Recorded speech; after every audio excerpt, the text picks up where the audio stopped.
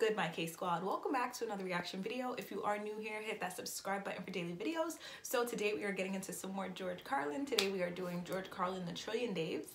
I'm not sure at all what this is about. So if you guys love George Carlin, give this a thumbs up and let's go. Is he throwing things around, scaring people and destroying property? I'm a happy fucking guy. I'm a happy fucking guy. That little Dan. I look at it this way.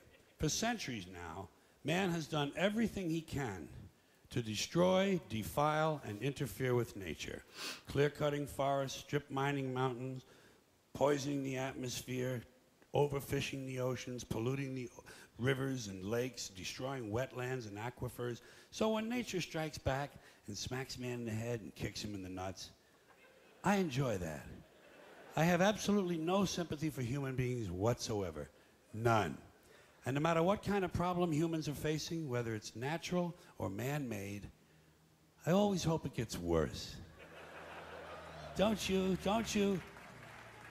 have a part of you that secretly hopes everything gets worse? When you see a big fire on TV, don't you hope it spreads? Don't you hope it gets completely out of control and burns down 6 counties? You don't root for the firemen, do you? I mean, I don't want them to get hurt or nothing, but I don't want them putting out my fire. That's my fire. That's nature showing off and having fun. I like fires. You know something else I like? Those spring floods in the Midwest. Aren't they great? Like clockwork. Spring floods in the Midwest. But I'm starting to notice, I'm starting to catch on that every year it's the same story.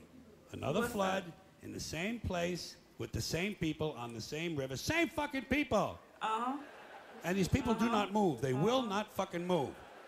They repaint, put down new carpeting and wallpaper, and they move right back into the same fucking house on the floodplain next to the river, and then they wonder why grandma's floating downstream with the parakeet on her head. 4th time. Again. 4th fucking time. There's no learning curve with these people. It's very hard to feel sorry for them. Every year, same people, same rowboats, out there paddling around, rescuing a chicken. What the fuck kind of a life is that? Well, our kids love it here. Oh, really? What do they got, gills? And while they're showing all that shit on the screen, the announcer is saying to me, "It's been raining steadily for 3 months now. The ground can't hold any more water. The river is cresting higher than it has in 2 centuries. The levees have washed away. And I just hope it keeps raining and raining and raining and raining and raining and raining and raining and raining and raining and raining and raining and raining and raining." And it rains steadily for 5 years. Oh, goodness. And then after that, for 10 years, it's cloudy. Right? With occasional showers. And the river never returns to its natural banks. It becomes a completely new river. And the borders of 3 states have to be changed. And all the maps and atlases have to be redrawn and reprinted. And no one's couch ever completely dries out. For years and years, every time they sit down, there's always a little squish. Dan, Linda, come on in, you guys. Have a seat. Squish, squish. I like that. I'm an interesting guy. I always hope that no matter how small the original problem is, it's going to grow into bigger and bigger proportions that get completely out of control, and I'll give you a concrete example. Let's say a water main breaks in downtown Los Angeles and it floods an electrical substation, knocking out all the traffic lights and tying up the entire city, and emergency vehicles can't get through. And at the same time, one of those month-long global warming heat waves comes along, but there's no air conditioning, there's no water for sanitation, so cholera, smallpox, and dysentery break out, and thousands of people start dying in the streets. But before they die, parasites eat their brains, and they go completely fucking crazy, and they storm the hospital, but the hospital can't handle all the casualties, so these people rape all the nurses and set the hospital on fire. And the flames drive them even crazier, so they start stabbing social workers and garbage men. And a big wind comes along and the entire city goes up in flames. And the people who are still healthy, they get mad at the sick people and they start crucifying them, nailing them to crosses, trying on their underwear, shit like that. Then everybody smokes crack and PCP and they march on City Hall where they burn the mayor at the stake, strangle his wife, and take turns sodomizing the statue of Larry Flint. And at this point, it looks like pretty soon things are going to start to get out of control. Oh, So boy. everybody panics and tries to leave the city at the same time. And they trample each other to death in the streets by the thousands, and wild dogs eat their corpses. And the wild dogs chase the rest of the people down the highway, and one by one the dogs pick off the old fucks and the slow people because they're in the fast lane where they don't belong. Get the fuck out of the fast lane if you're an old fuck, if you're a slow fuck. Get over on the right. Get over on the right. And then... And the lucky ones, the lucky people who manage to make it all the way outside of town, they discover when they get there that big sparks from the city have lit the suburbs on fire. And the suburbs burn uncontrollably. And thousands of identical homes have identical fires with identical smoke, killing all the identical soccer moms and their identical kids named Jason and Jennifer. And now the fire spreads to the farmlands, and the farmlands burn intensely at 425 degrees, creating millions of baked potatoes. And as the farmlands burn, thousands of barns and farmhouses begin to explode from all the hidden methamphetamine labs. What? And the meth chemicals run downhill into the rivers and streams where wild animals drink the water and get completely geeked on speed. So bears and wolves, amped up on crank, start roaming the countryside looking for people to eat, even though they're not really hungry. And the fire spreads to the forest, and the forests burn furiously, and hundreds of elves and trolls and fairies come running out of the woods screaming, Bambi is dead, Bambi is dead.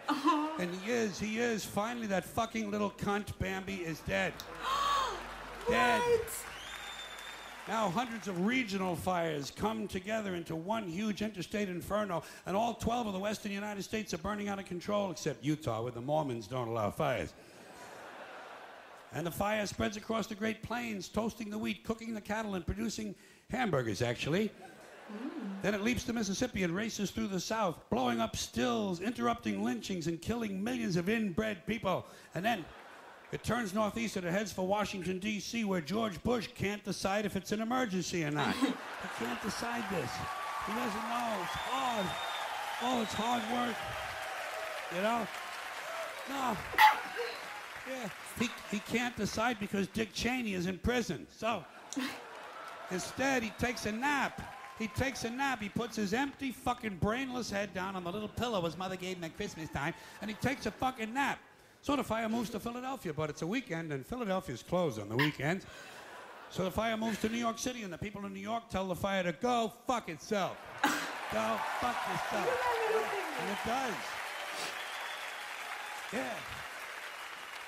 And it does. So instead, it burns down Long Island and Connecticut, killing all the rich white assholes and completely destroying their evil faggoty golf courses. And while all this is going on, Canada burns to the ground, but nobody notices. Oh.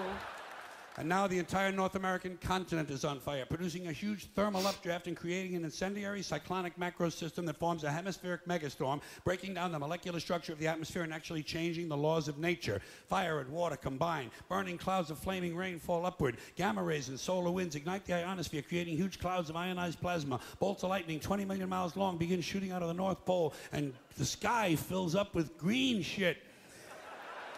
And then suddenly, the entire fabric of space-time splits in two.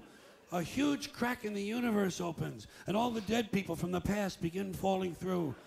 Babe Ruth, Groucho Marx, Davy Crockett, Tiny Tim, Porky Pig, Hitler, Janis Joplin, Alan Ludden, my Uncle Dave, your Uncle Dave. Everybody's Uncle Dave. An endless stream of dead Uncle Daves falling through the crack. And all the dead Uncle Daves gather around a heavenly kitchen table. They light up cigarettes and they begin to talk. They talk about how they never got a break, how their parents didn't love them and their children were ungrateful. They talk about how the government screwed them out of money and they just missed out on a big job. They say the Jews own everything and the blacks get special treatment. And all the hatred and bitterness drips out of these people and forms a big pool of liquid hate. And the pool of liquid hate begins to spin. Round and round it spins, faster and faster. And the faster it spins, the bigger it gets. Faster and faster, bigger and bigger, until the whirling pool of hate is bigger than the entire universe. And then suddenly it explodes into trillions of tiny stars. And every star has a trillion planets. And every planet has a trillion Uncle Daves. And all the Uncle Daves have good jobs, perfect eyesight, and shoes that fit. They have great sex lives and free health care. They understand the internet. Their kids think they're cool, and they all love their neighbors. And every week, without fail, Uncle Dave wins the lottery.